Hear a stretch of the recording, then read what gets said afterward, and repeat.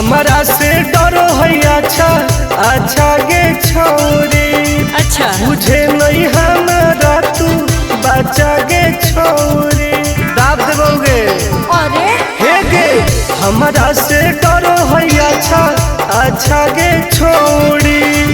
मुझे नहीं हमारा तू बचा गे छोरी। सुन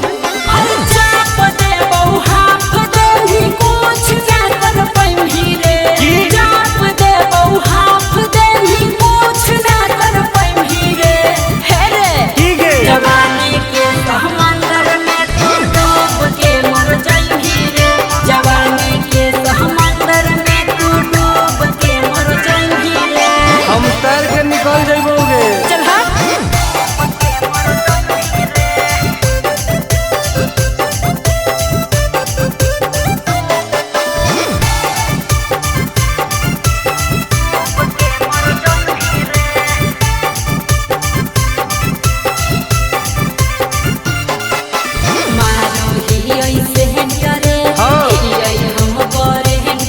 अच्छा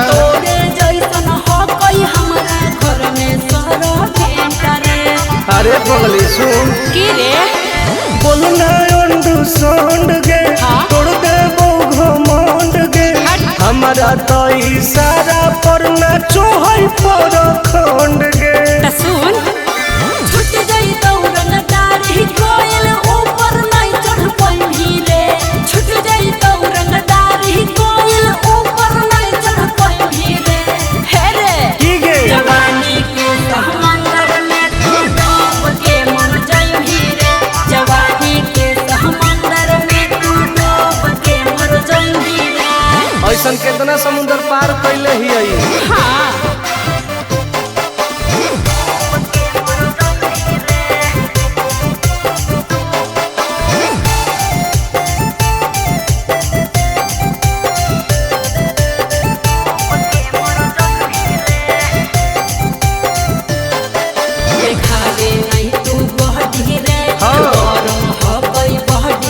अच्छा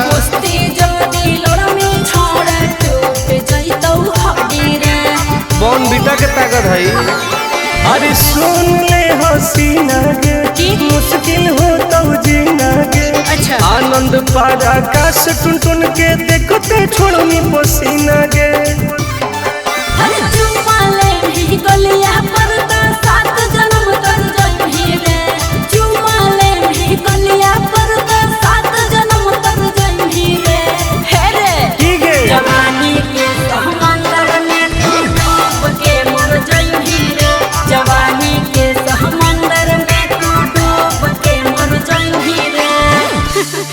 बर्बाद हो जाएंगे।